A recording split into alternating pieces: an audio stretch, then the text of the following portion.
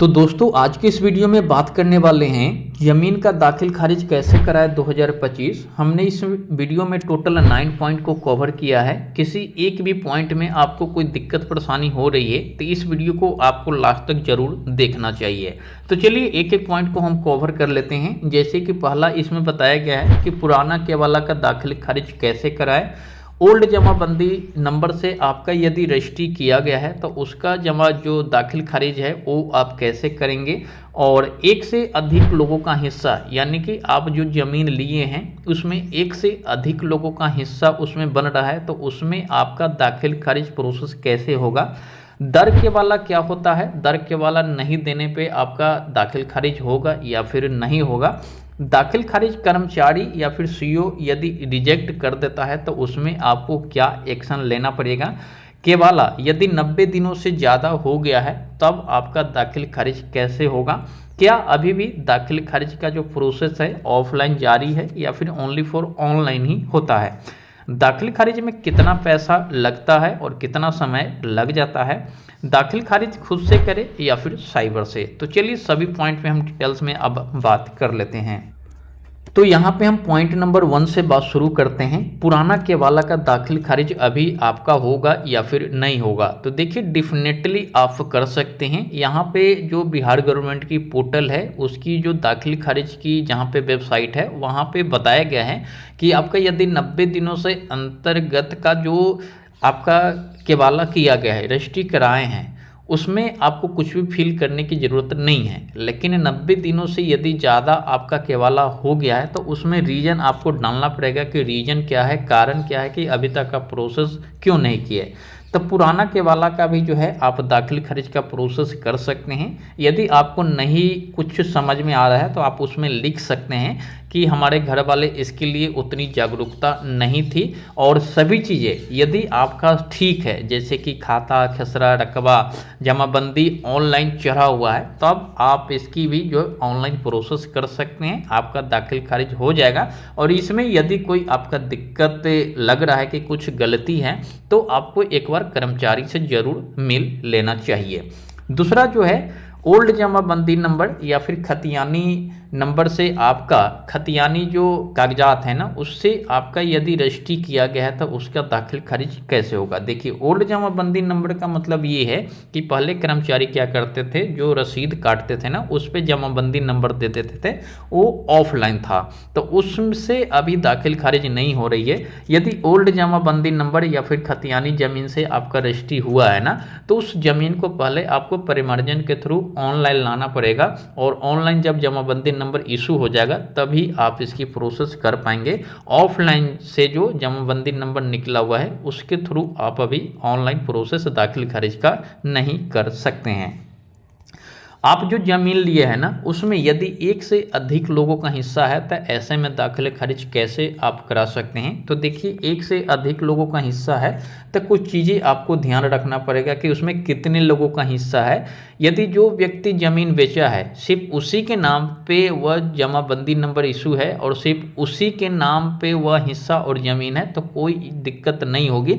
लेकिन एक से अधिक लोगों का हिस्सा है ना तो उसमें जितने लोगों का हिस्सा है उसमें आपको एक सहमति प्रमाण पत्र बनाना पड़ेगा और जहां से आप जमीन की रजिस्ट्री कराए हैं ना जिस कातिब से उसको कहिएगा कि एक इसमें कागज बना दीजिए सहमति पत्र का, वो बना देंगे और उसमें जितने भी लोगों का हिस्सा होगा ना वो सब अपना अपना साइन कर देंगे, सिग्नेचर कर देंगे और वह कागजात जब ऑनलाइन प्रोसेस करते समय आप अपलोड कर देंगे तो आपका दाखिल खारिज आराम से हो जाएगा क्योंकि सभी का उसमें सहमति दे दिया होता है। ठीक है। देखिए दर केवाला अभी क्या है ना कि ऐसा बताया गया ये जो एल्गोरिदम है ना दाखिल खारिज के प्रोसेस का पोर्टल का, इसमें एक कोई उतना वैलिडेशन वाली चीज़ें है नहीं क्योंकि काफ़ी लोगों का जो पुराना केवाला है ना, अब कोई ज़मीन लिया है तो कोई थोड़ी ना है कि हाँ वो बेच ही देगा या फिर नहीं बेचेगा। तो इतने पुराने सालों से जो किसी का ज़मीन है वह बेचेगा तो वो जो ओरिजिनल कागजात है वो जब केवाला लिया है उसमें बहुत सारा चीज़ मिसमैचिंग हो सकता है।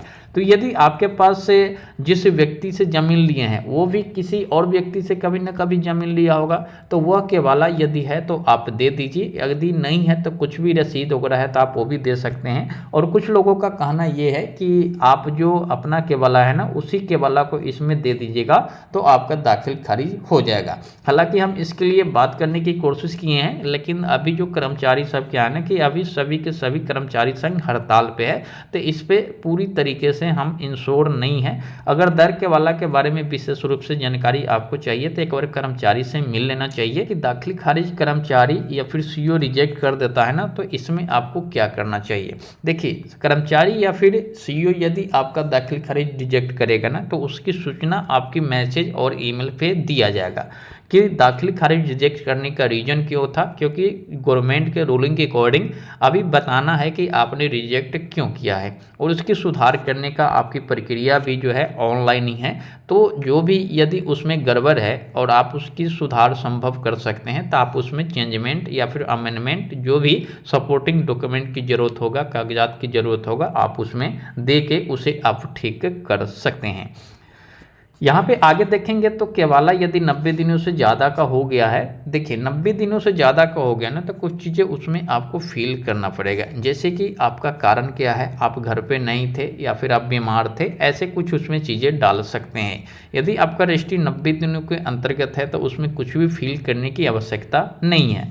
अगला है, क्या अभी भी दाखिल खारिज ऑफलाइन होता है। तो देखिए, दाखिल खारिज अभी बिल्कुल ऑफलाइन नहीं हो रहा है, जो भी आपको करना है ऑनलाइन ही करना है, तो ऑफलाइन अभी बंद हो चुकी है पूरी तरीके से।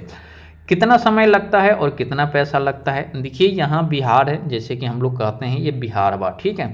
तो इसकी जो निश्चित टाइम दी गई है ना 35 दिनों का रखा गया है, लेकिन 35 दिनों में होता नहीं है क्योंकि कर्मचारी के ऊपर भी काफ़ी सारा वर्कलोड रहता है, तो इतने दिनों के अंतर्गत तो शायद ही किसी का हो जाए, लेकिन ज़्यादातर मोस्टली केस में होता नहीं है। सभी चीज़ें ठीक है फिर भी, लेकिन हाँ सभी चीज़ें ठीक है ना तो दाखिल खारिज आराम से विदाउट पैसा लिए हुए भी आजकल दाखिल खारिज हो रहा है।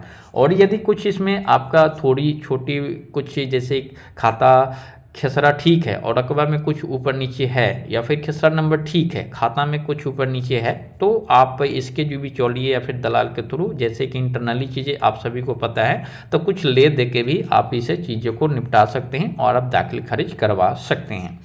अब जो है यहाँ पे दाखिल खारिज खुद से करें या फिर साइबर से, देखिए दाखिल खारिज आप कहीं की जो है प्रोसेस आप ऑनलाइन ही करना है, तो ये कोई बड़ी चीज़ नहीं है। इसके लिए हम एक वीडियो आपको बना के दे दिया हूँ, लिंक डिस्क्रिप्शन में है, आप चाहे तो खुद से भी आप मोबाइल फ़ोन से दाखिल खारिज की ऑनलाइन प्रोसेस कर सकते हैं। खुद से करने का फ़ायदा ये होगा कि आप अपना मोबाइल नंबर, अपना ईमेल आईडी देंगे, चीज़ों को देख पाएंगे, समझ पाएंगे, और कुछ भी अपडेट होता है तो आप तुरंत उसे क्लियर कर पाएंगे, अपडेट रहेंगे। साइबर से भी कराएंगे और डिजिटली रूप से आप इतनी जागरूक नहीं है तो चीज़ें आपको उतना अपडेटेड पता नहीं चल पाएगा। हालांकि इसके केस नंबर अभी टेम्पोररी निकल रहा है, दाखिल खारिज जब फाइनल सबमिट कर देंगे और आपका जब यह आवेदन पूर्ण रूप से सत्यापन के दौरान स्वीकार हो जाएगा तब आपको परमानेंट केस नंबर दिया जाएगा। उस केस नंबर को फिल करके जो है आप अपनी दाखिल खारिज की प्रोसेस की अपडेट जान सकते हैं। तो दाखिल खारिज आपको खुद से ही करना चाहिए, लेकिन फिर भी आप खुद से नहीं कर पा रहे जो है कर पा रहे हैं तो आप किसी साइबर की हेल्प भी ले सकते हैं, उनसे भी आप जो है दाखिल खारिज का प्रोसेस करा सकते हैं। हेल्प के लिए मैं एक वीडियो बना दिया हूँ, उस वीडियो का लिंक डिस्क्रिप्शन में दे देंगे, स्टेप बाय स्टेप चीज़ें बताएं हैं बिल्कुल क्लियर कट, तो आप उस वीडियो से हेल्प ले सकते हैं। उम्मीद है इस वीडियो से आपको काफ़ी कुछ सीखने को मिला होगा। फिर भी कोई डाउट या फिर ऐसे कोई क्वेश्चन छूट गया होगा तो आप मुझे कमेंट कर सकते हैं, कोशिश करेंगे उसकी रिप्लाई देने के लिए। मिलते हैं नेक्स्ट वीडियो में और चैनल से जुड़े रहिए, वीडियो को जरूर लाइक शेयर कर दीजिए।